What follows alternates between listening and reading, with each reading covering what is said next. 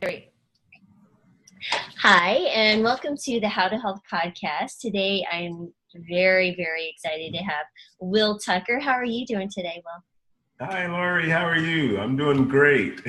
Well, thank you for taking time out of your day to spend with us because you are really kind of the first of, the athlete and the bodybuilder I've had on the show. So I'm really excited to share some information and dispel some myths with our audience. Oh, great. I'm excited to be here, and hopefully they can learn something or maybe even teach me something. I doubt it. But Will, I just want to let them know you're America's vegan trainer Mhm. and you're a 4 times natural bodybuilding champion, author. You contribute to vegan health and fitness. I mean, you have a host of information. Anybody just Google your name. Okay, the pictures will speak for themselves. If they have any challenges with your protein intake, I think they'll get over it quickly. So, Oh, um, with that, let's just learn a little bit about Will Tucker and kind of just tell me how you discovered the world of plant-based eating. What was your background growing up and how did all that start? wow. Well, originally I'm from East St. Louis, Illinois, so I'm a Midwestern guy, kind of Okay. in the St. Louis area. So, of course, growing up, I was a meat and potatoes kind of guy, especially as I started getting more active in the gym, early teens, well into my 20s. I thought it was essential to consume animal flesh to build muscle, get in shape, and the like. So the whole plant-based thing was totally foreign to me, honestly. Growing up, had no foundation of it at all, and plus the way these corporations market towards certain demographics, it was always heavily pushed that you needed meat, fish, tuna, chicken, eggs to build muscle. So after college, I kind of fast forward a little bit. I graduated and started working in the corporate world. I was working in mortgage banking. Hmm. Then around mid to late 2000s, where everything started to tank, they started downsizing and transferring people around. So I wound up in Arizona eventually with some other people to transfer it out. And I could tell that that final pink slip was coming from the corporate world. And when it came, I did some freelancing, but at the same time, I went and got certified as a fitness trainer because I'm like, well, I need to do something I love. I do this just to pay bills. It's no real connection there with how I feel in my soul. So start working in a big box gym evenings and weekends. And remember, I still had the day job and this freelance work after the big day job went away, so to speak, with some smaller mortgage brokers. And anyway, it was approaching Thanksgiving. So in October, at the gym that I was working at evenings and weekends, I was assigned a client who said she was vegetarian. And I always credit her for planting the seed. But of course, being that Midwestern guy, I'm like, so where are you going to get your protein? How are you going to reach your fitness goals without consuming meat? I don't understand. It was foreign to me. But instead of just dismissing her, as I've heard from countless clients now that I've been plant based for a number of years, I decided to do a little research as to how I can best serve her needs. So after, this was Google was around and several other search engines that aren't around anymore at that time, Mm. I did enough research and made the connection that, yeah, you can still get protein from plant based sources. So I was fascinated by that.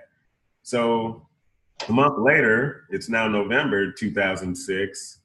I did the traditional Thanksgiving with some other friends that were in town from the St. Louis area to transfer with the job, and none of us were going home. So we said, hey, let's do our own Thanksgiving deal.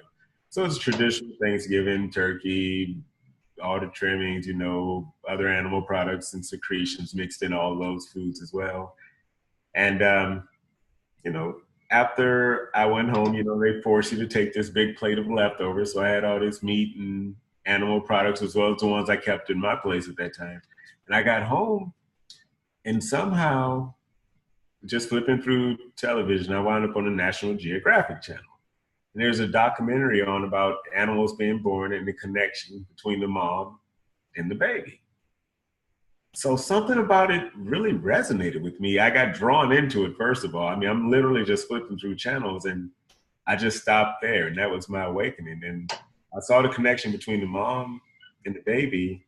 And after that documentary was over, I literally went and threw every piece of meat I had out of my house. I realized I was eating somebody's baby. Oh, wow. And it just clicked like that. The light bulb went off. Now, at that point, I went vegetarian. I did not consume any flesh. I still did eggs and limited dairy if there was ice cream or if there was, casein in something. I didn't really bother about it. But I had stopped consuming any flesh, and that includes fish at that point. It was just something that powerful about the documentary. So I stayed vegetarian for 5 years, and I was going to start competing. And then I was like, I want to be 100% vegan or plant-based as I start competing. So of course, the guys in the gym are already freaking out enough that I didn't consume meat. And they're like, okay, now you're not going to do any of these whey protein shakes or eggs or anything. I mean, they're like, you're just going to shrivel up. So it shows you how long ago it was. It was in Borders bookstore. I discovered the book by Robert Cheek, who was a good friend of mine, Vegan Bodybuilding and Fitness. That's his brand, and that was his first book he released. So I was like, okay, I'm not alone. There are other vegan bodybuilders out there. And so I read that book, and that kind of did it for me. October 1st, 2011, I said, okay, I'm going to go 100% vegan. I started as a 30-day experiment to myself to see if I can still put on muscle and, it wouldn't affect me physically in any way. And 2 weeks in, I felt amazing, and I haven't looked back since. So just October 1st, 2 days ago, I celebrated my 6-year vegan anniversary. That's awesome. That is 6 years, 100% vegan, 5 years vegetarian prior to that. That is incredible. So do you recall any scenes, or what was it that just drew you into this documentary? Because I think that's really interesting, the different things that bring people to this same point, our common point. I came a different way, you came a different way. What was it about? I mean, were they taking them away and they were crying like they do, like those videos of the mama cow, the calf leaving, just tear me apart. Yeah, I know, and I do. It tears me apart too when I see ones like that. But it wasn't that. It was just the animals in their natural habitat and just showing the bond between the mom and the baby. I forget what animal they were showing when I stopped on the channel, but it was just showing the connection. I remember it specifically being some monkeys on there and some other things, and they were just like hanging on their mom, and they went to different, types of animals, and something about it really, really connected. And I was done. I just couldn't do it anymore. I made the connection that I'm eating somebody's baby. This thing was a born, living, sentient being, as opposed to, like I said, from my background, it was more of a commodity. It was, if we didn't have meat at a meal, it felt weird, or milk or anything that was derived from animal. It was seriously just all commodity up until that point.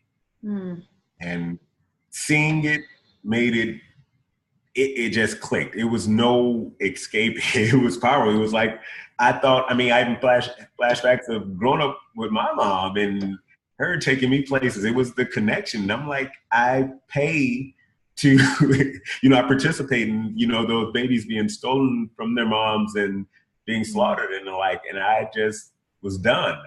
I didn't get to the 100% vegan point, as I said, but I haven't eaten any flesh since Thanksgiving Day, 2006. Wow. That's incredible, because there's one video I recall, I believe it was orangutan and a mama and the baby, or an older baby, and the baby kept trying to run off and up this tree, and she would grab him and drag him away, and then he would escape and run up the tree again. And I was like, gosh, that is like having a 3 or 4 year old, right? That was trying to run away. Exactly.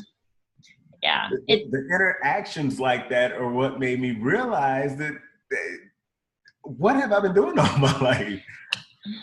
What have I been participating in? Yeah. Commercial interests that keep shoving that information in our face 24/7. Eat more chicken and the like of these restaurants with their slogans and themes, and they're participating in this, and I was funding it for the first 36 years of my life. And that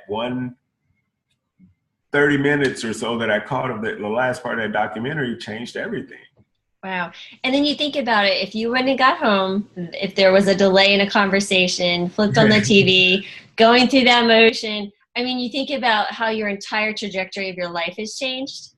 Exactly. Just based on that day, it's incredible. I Wow. don't know if I would be here now. I mean, I was always considered myself to be a trendsetter, so to speak. And I mean, with the amount of information that's out there now, I'm sure I would at least be considering it, Hmm. but I would never be, 11 years into being totally meat free and, last 100% plant based. Right. It's, Wow. it's incredible. That is incredible. Jeez, that's a really cool story. So now tell me how you decided to do bodybuilding, because that's a very different thing than just going to the gym and working out and helping people get healthy or fit. I mean, to stand on stage, that's a whole nother level. So there was a doctor who she set up something in Miami, and she was looking for, because I like to run, and I don't consider myself in decent shape, but she was funny. She's like, "Oh, you'd have to go on stage," and I'm like, "I'm not going on stage. There's no way." So that's just a whole other level of confidence and craziness in my mind. So what was your decision to do that? I'm just so curious. And this goes back to being in college. They had a campus-wide show or bodybuilding competition. I went to Southern Illinois University, or SIU as it's known, and they had their Mr. and Mrs. SIU fitness competitions. And they were just pretty much the people that hung out in the rec center and lifted weights all the time. And I was one of them. So it was just kind of the guys like, hey, they have this competition they do. You want to participate? That's where I originally started, but it was nothing to the degree to which I've done, outside of there. It was, like I say, just campus wide and just for fun. But as I said, after graduating and relocating to Arizona, and as I said, I still credit that client for planting a seed who Mm. made me do the research to see how I could best serve her as to how I first embarked on this journey, and then the visual kind of solidified it for me. And as I was going into that 30-day experiment to drop all animal products is when I stumbled upon Robert's book. And Mm. that's when I said, yes, I can do this. And that was my first time competing on a big stage. And that was, wow, 2009 or so, I think. And Okay. competed a couple times. And I was vegetarian here. Now, Okay. so it did take a transition. It was October 1st, 2011, that I went 100%. So as a vegetarian, I placed third in the show. Then the following year I did one, I placed second. Then when I went 100% plant-based was the time, the breakthrough, and I won my first pro card as a Wow. vegan. And And so, it made the difference, I think.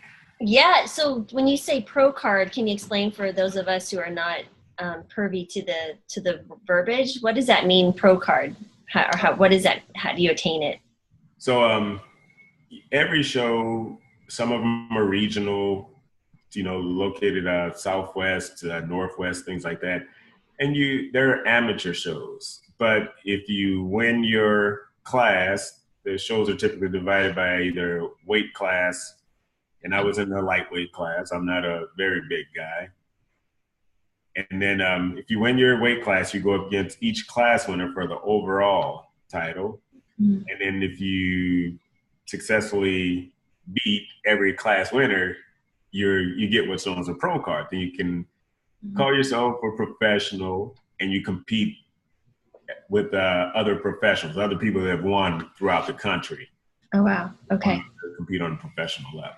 So you not only beat your weight class, but you're competing against the medium weight or heavyweights, Correct. And yeah. and so what are they judging you on? I mean, I understand they're looking for the aesthetics of it, but what exactly? I mean, is there different different contests? They're looking for different things in bodybuilding. Because for me, it's like watching art. So I'm just fascinated, as I don't know what's a good bicep or a bad tricep. I don't know what are they looking for? It's a number of things. Well, in natural bodybuilding, it's your conditioning is huge, meaning definition, vascularity, symmetry. Whereas in unnatural world where you see those mega big guys with no neck. It's based a lot more on size. Wow. So like I said, I don't know anything about that side really. So I'll stick with the natural side. So it's symmetry, conditioning, meaning definition, vascularity, your overall package, stage presence accounts for a small bit. It's so subjective, really, but you just try to bring your best package and hopefully the judges like it. I think I was able to do pretty good a few times. I always tell people it's more of an illusion than anything, and I guess I was a pretty good magician 4 times. Well, I'm sure there's some more to it than just that. So when you say it's an illusion, is it the lighting? Is there I mean, I know I've seen people tanning. I mean, what is all that about? I mean, what are they trying to show? Yeah, well, that's exactly it. The lighting, and you use a little bit of some people use different types of oil. I personally use coconut oil on the skin. So the lighting, and people that are lighter complected, they do tan a lot. I use the bronzer sometimes, just kind of even out, the overall complexion. And those things factor into how you look in the judge's eyes. So yeah, those things do create the illusion as well. It's as well as the way you stand and pose. So Oh, wow. it is a lot smoke and mirrors, if you will.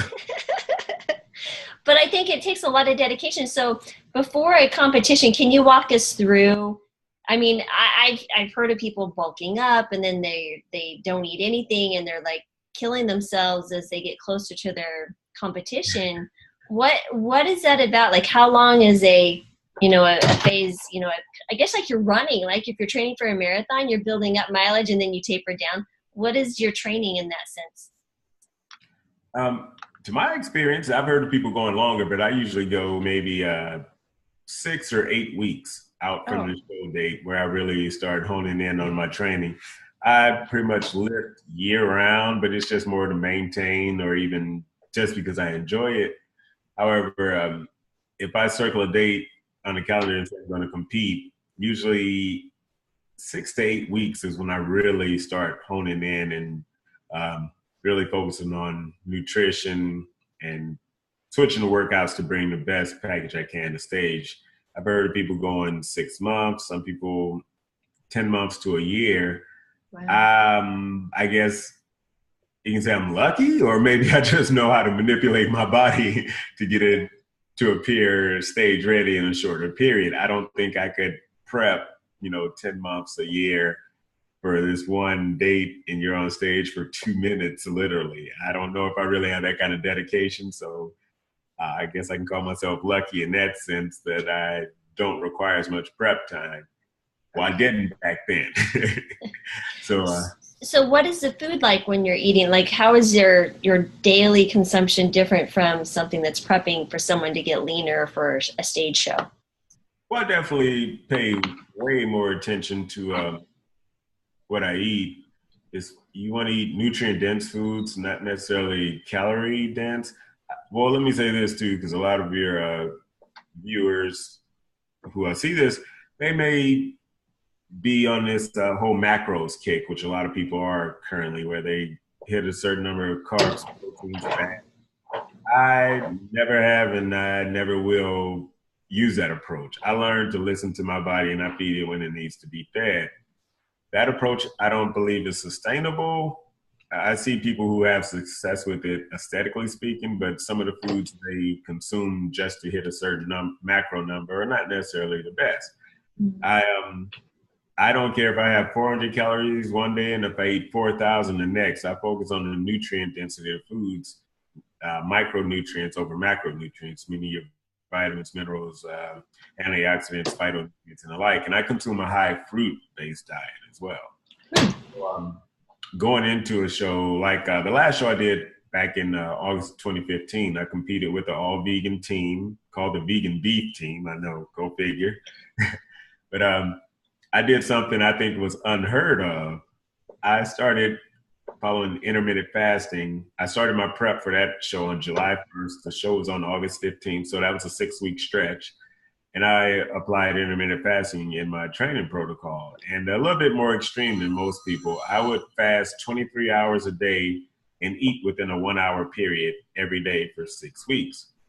Now, typically when I broke my fast in the evening, first thing I did would either have a mono fruit, meaning one type of fruit as much as I wanted, then wait 20 minutes and have my main meal, which typically would be something like tofu, black beans, broccoli, something balanced. And if I wanted seconds or so, I'd go back. And then when that 1 hour was up, I stopped. And anything outside that 1 hour was just water or herbal tea without sweetener. And Wow.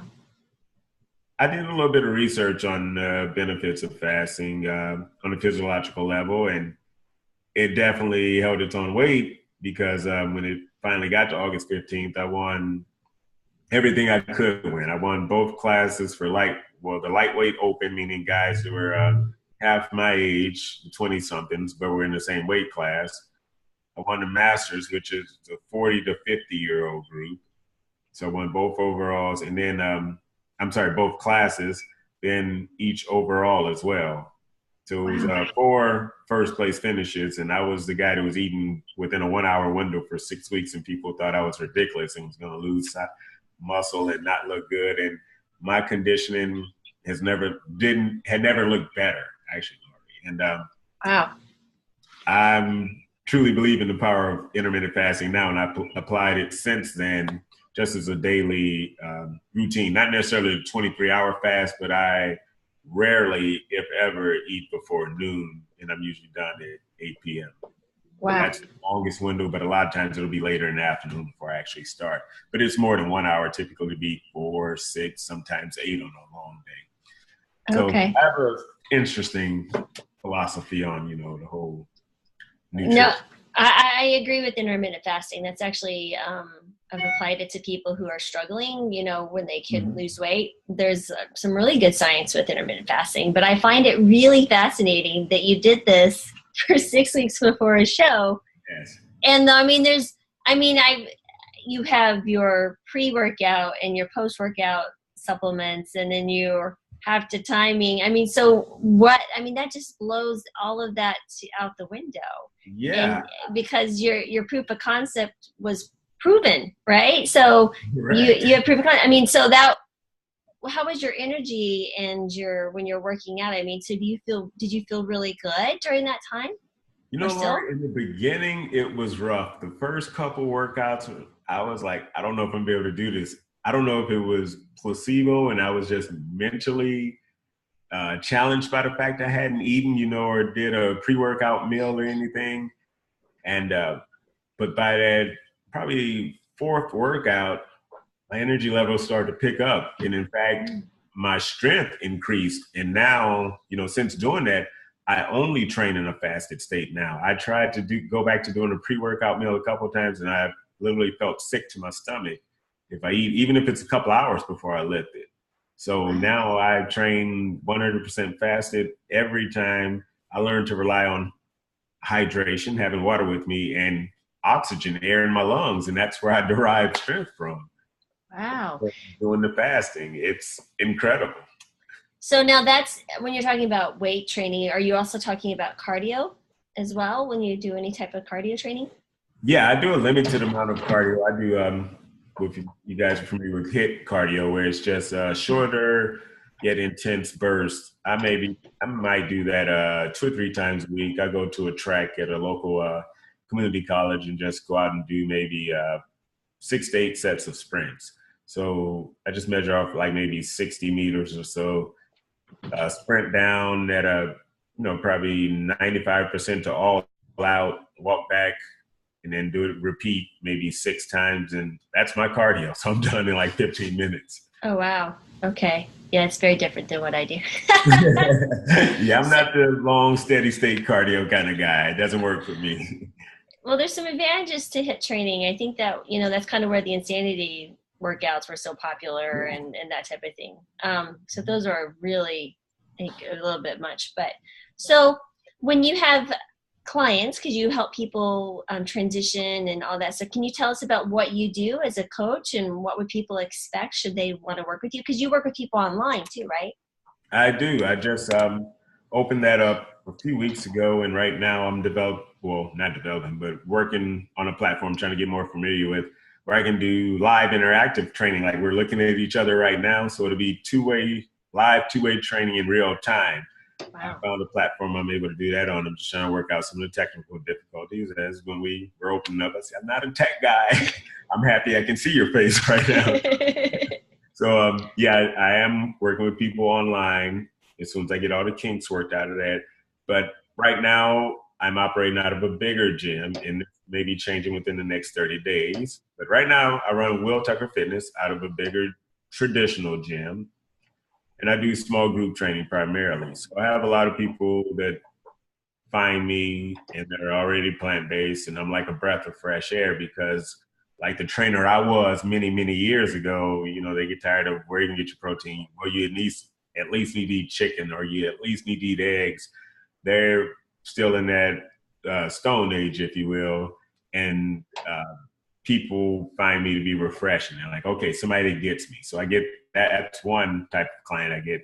Another type I get is the ones who never dreamed they would be plant-based, and they come and see me.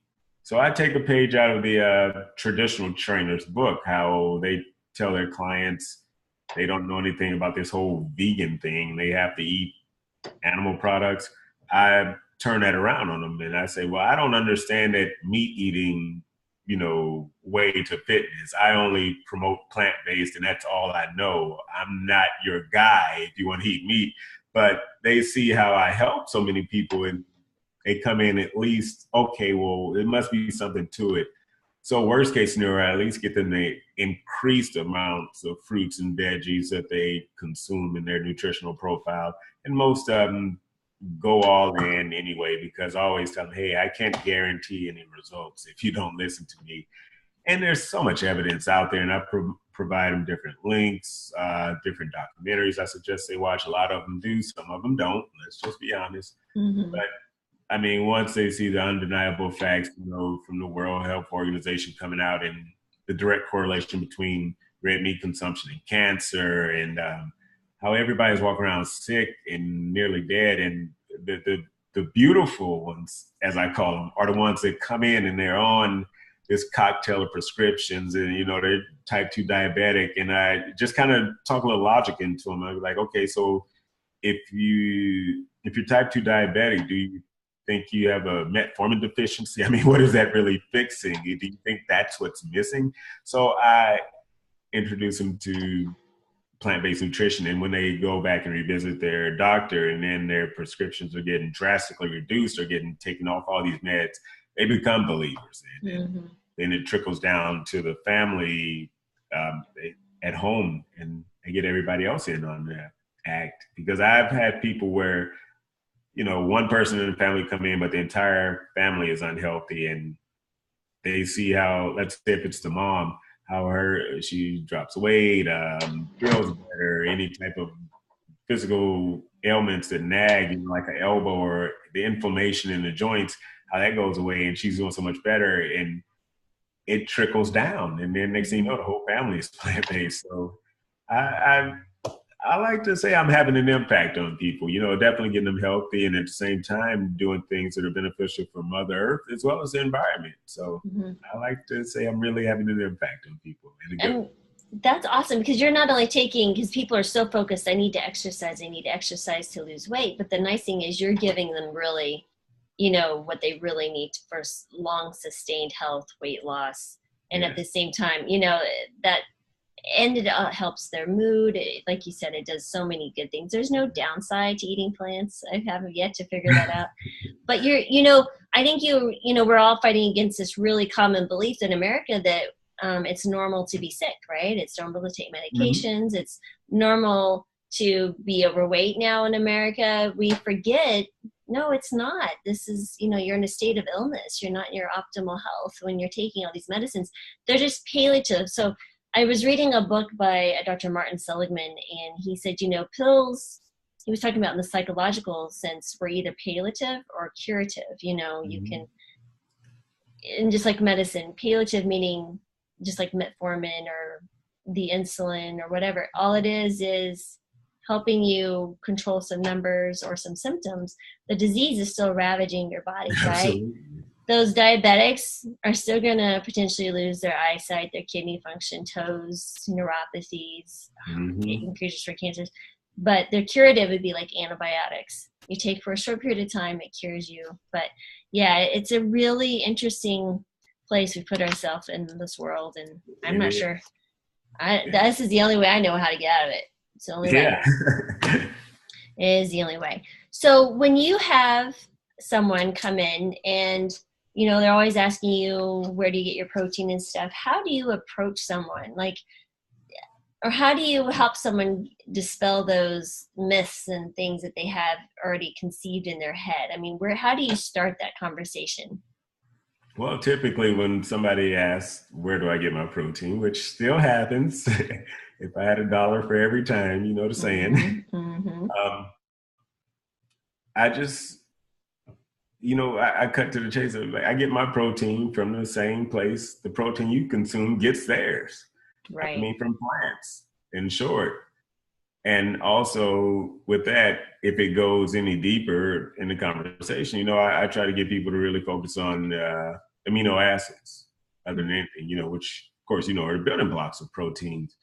And even with vegans, I see it so often that they're even consuming all the plant-based protein shakes, and they just automatically run to that the minute they go vegan, because other people suddenly are concerned about their well-being. You know, where are you going to get your protein? So they pull out this tub of powder and they're taking that. Even the plant-based ones, you know, they're too isolated and concentrated, and your body still has to work hard to break that down to the amino acids, which are going to link back up and give your body the protein that it needs.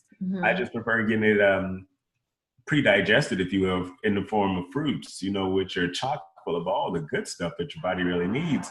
Right. So focus on the amino acids, take them in their best form, do less stress to the body from the digestion, have to break it all down. Just take them in where they're readily available. Within minutes, your body will get the protein, if you will, that it needs. Right.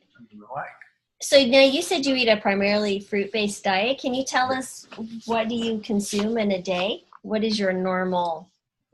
Wow, a normal day. I'm a big smoothie guy. I mean, now believe me, I do hit the. I love smoothies too. Yeah.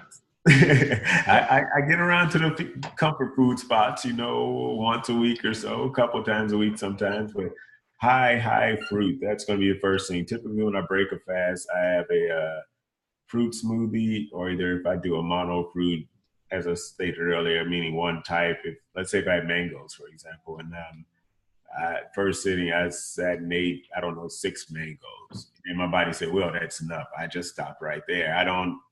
I learned to be in tune with my body as opposed to doing math and counting calories or whatever else. But mainly smoothie. I like blends of fruits. And I do still consume some cooked foods as well. Like my wife Nadia, who you saw earlier, if I come in the evening and she's prepared something, I better eat it. So typically, she's Persian, so she does a lot of rice dishes, and she's, you know, learned to veganize everything. She's been vegan almost 2 years now. So she veganizes a lot of different dishes. She does the cooking. I do the smoothies. That's kind of how it works. But yeah, high smoothies. I get to a few of the local restaurants in town for that comfort food, and whatever is here at home that she makes, which is usually something balanced. As I mentioned earlier, tofu, black beans, brown rice, lentils, different stir-fry dishes that she makes. So yeah, and of course we get the sweet potatoes and the like in there as well. So a little bit of everything. So what is your favorite smoothie recipe? Oh, yeah, I got a few. I like, one of my favorites, I may get about 10 bananas, pint of blueberries, and maybe 3 or 4 dates, a little bit of ice, drop it in the Did you blender. say 10 bananas? Yeah, my 10 banana smoothie. Everybody laughs at that. And they have to be ripe. They have to be very, very ripe, you know, extra ripe, you know, with a lot of spots on them. Wow, you must go through a ton of bananas. Like, I do. I haven't been on the kick with them as much lately, but yeah, it was time to go see me. I go in the supermarket or whatever, and I come up with a whole case of bananas, and if they're still yellow or green, I have to, sit them out for a while, let them get spotted, and I can do 2 or 3 of those a day and be fine. wow. My feeding window, if you will, from wherever I have that first meal to wherever I cut it off. Right. Wow. So, okay, 10 bananas, a pint of blueberries, and some dates. Yeah, I maybe and 2 or 3 dates. Okay, and then ice and water, or Yeah, just a ice. little bit of ice. Depending on the consistency, how you like it, you can add a little water. Okay, My and my all-time favorite maybe I do the dragon fruit. There's one place that does have the frozen ones. They're organic. They're pretty good, and I don't think there's no additives in there according to the label. Anyway, I mhm. hate eating packaged foods, but with this one, I let it slide and then maybe get strawberries, fresh mangoes, pineapple, and then the young Thai coconut water. Okay, they're drilling now. Oh, they're drilling. I was like, what is that? That's the satellite guy. So you gotta excuse me for that. That's okay. So Yeah. All yeah, right. so coconut water, the young Thai coconut water. I crack it open and you literally get the water out of it with the pineapple, the mango, the strawberries, and the dragon fruit Okay. puree, and it makes it a nice pink shade. Mm. That one's amazing too, and I call that one first kiss. I don't know why. It's just so sweet. Right. Right. Right. And then, so do you throw in your greens ever? I- With the greens, I'm glad you brought that up. I'm a limited green guy. I'm not saying that they're bad, trust me, at all. Mhm. I just prefer fruits over greens Hmm. in every aspect as far as the nutrition is concerned.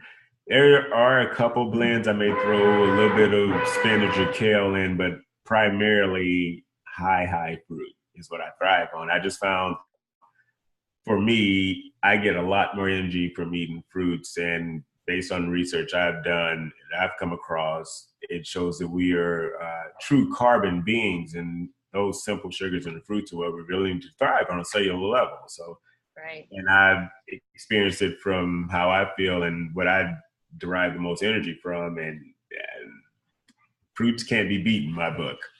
No, other people have told me the same thing. Robbie from Mastering Diabetes is a Yes. raw fruit guy. I mean, he has greens on occasion, but I mean, I like beans. It's probably my favorite food. Plus, I do like some fruits like mangoes, but I love beans. I don't know, but so I as never heard far anybody say I love beans, I but love okay. beans. I love beans. I love the taste of beans. I grew up eating a lot of beans, so I think that's probably it. There you go. So now, what would be, let's say you have someone they want to come see you, because you also have, so you have the willtuckerfitness.com, you're on social media as Will Tucker Fitness, right, on Facebook. You have an app that's also Will Tucker Fitness on the Apple and also the Android app stores, right? And then, so what could someone expect from you if they were to say, I want Will to help me get into shape? I mean, is there a certain number of weeks, or how does that structure for you? What do you do? So we're talking in person or? Person on, yeah, or online maybe, because a lot of these people would be reaching out to you, I'm assuming, Yeah. online. So the first thing I typically do, as I talked about the intermittent fasting earlier, we try to find a set time that works within the person's world, i.e. if they have kids, work, school, any other things that require their attention. And I typically set a feeding window because I'm a huge proponent on intermittent fasting. I always try to get people to incorporate it, even if they're doing 12s and 12, 12 on, 12 off, just in some ways so that the calories consumed are in a controlled time. Now, we do manipulate the window and adjust it as we go on and your body adapts to it. But that's the first thing I do is usually set that up. And upon breaking the fast, whatever time it is, I usually always encourage them to consume a mono fruit, as I talked about a couple of times earlier. Mm-hmm. One, for ease of digestion and to get a good sense of, the vitamins, minerals, and the like for your body to get those. A lot of people that come in, especially if they've been following a standard American diet. A lot of people probably aren't even aware that they suffer from malabsorption in a sense, and because their GI tract or intestines has so much gunk in it, especially if they've been eating a lot of meats, that they're not absorbing a lot of the nutrients anyway. So I always try to ease up on what's going through there, and hopefully you start to get some of that out of there. I introduce them to a plant-based diet, and that definitely helps to alleviate some of it, because a lot of people will talk about how bad they feel in the beginning, like you asked me even, but I was already, plant-based a number of years, and I guess that's why it didn't affect me as hard. But coming from a standard American diet, it's a process. A lot of people throw in the towel in the first couple of days. I can't do this. But the ones who stick it through, they reap the benefits every single time. Wow. So one thing I'm big on is keeping a food journal. It helps with accountability as well as the psychological aspect, I think. I've been a trainer for 12 years now, and I can say with 100% certainty, everyone who diligently keeps that food log hits their goal. The people that hit and miss with it, their results are hit and miss. If you keep a food log, that's the one. If you have anything you want to take away, journal what you're putting in your body. It keeps you accountable. And if you have me as your trainer, it gives me a blueprint as to what you're doing. And it shows where you may lapse and make poor judgment. And we just try to find a way to work it in within your food window if you're going to be having social interactions where you may be subject to consume something that's not necessarily well approved at the moment. And we find a way to work it all in together to make it in harmony, if you will. So if you can do anything, definitely keep food log, because that's what you're going to get. You're going to have to keep if you're training with me, especially if weight loss is your goal, if you're looking to lose a significant amount of weight. What I primarily do as far as the physical is small group training. I do 30-minute sessions. It's a combination of strength as well as cardiovascular training to really help to, get the body moving. It's highly functional too. I don't have a lot of the big selectorized equipment or things. I mainly focus on using the body, dumbbells, bands, stability balls, and a few other smaller pieces. Like I have some battle ropes and things like that. My thing is just to get people's bodies moving, and you'd be surprised at how quick a person's cardiovascular threshold improves from this style of training within a couple of weeks. Then you start to see the strength increase and the confidence, and they move like a different person within a matter of weeks or sessions, and they're more alive and more engaged and more energetic. And so I figure I'm doing something right based on the results, especially, as I mentioned earlier, the ones who come in, they're on a cocktail of medications and they are coming off of so many. And there was one time I did I call it my trial study group. I just did a Facebook ad and I ran a 6-week program, 100% free. And I got 6 women to sign up for it. All of them were overweight to some degree. One of them was extremely overweight. And what's the one condition some women suffer from? Hypothyroidism or? What's it?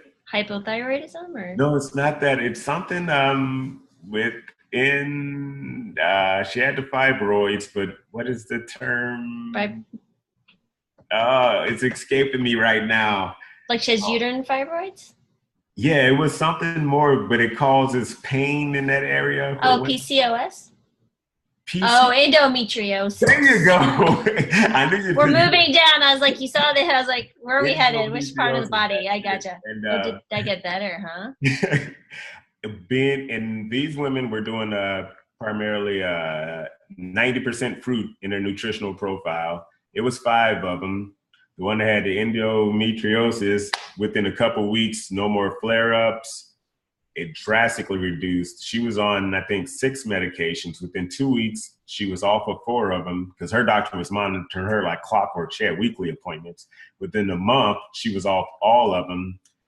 over the 6 weeks, dropped a total of 67 pounds and has been plant-based ever since. And she's gone on, lost well over 100 pounds herself. But as a group, all 5 of them, they lost, I think it was 120 pounds. She, of course, anchored a lot of it. Right. And wow. they were consuming a 90+% fruit diet incorporated with the training. And I was a believer after that because I wanted to try to find the worst of the worst for this control group, if you will. Yeah. And, you know, a couple of them stayed on board with me after that free trial period and stuck it out and went plant-based and have greatly improved their lives, trickled it down to the families, as I mentioned earlier, and are rock stars, as I call them. Wow. So, I mean, that's some really cool stories. So do you have an all-time favorite story you like to share with people about a transformation that you helped with? Did one person kind of stick out? I'm not going to claim Mylan. A lot of his story was before we met. I mean, although we've done a great deal over the last year and a half, he's still down another, I think, 80 pounds since then. But I had one who, wow, well back in the days, she had lost well over 100 pounds too. But the thing that sticks out the most is the confidence that people get. She went from this shy, not very talkative person to this ray of light, if you will. She started getting media attention, similar to Mylan, and was in different magazines, local news covered her story. So she's one that sticks out. Everybody kind of sticks out in their own unique way. Right. So, I mean, I have a lady now who was very concerned and timid, maybe months ago.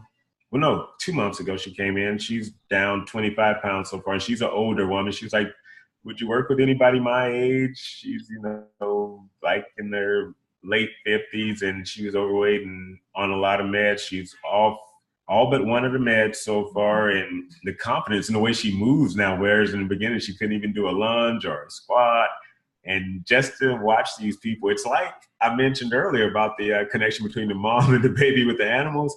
It's like I see these people almost like my kids, and it's like watching them grow up, so to speak, how their bodies change and how their personalities change, the whole persona. They're more talkative, more fun, and more flexibility, more range of motion. And you see that improve, and that's kind of what I do it for. I mean, I truly believe that's my purpose here on earth, to get people healthy, get them to go plant-based, improve their lives, save some animal lives, less strain on planet Earth, and that's what I do it for, really.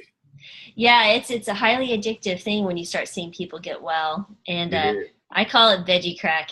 It's like you put people on veggies, and you're like, you totally use it. It's like it's an extreme form of a dopamine release to tell you to eat vegetables and make me feel better. So I tell patients, I need you to stay on the diet, continue to improve, and not only put me out of business, but I need my dopamine hit. So that's right.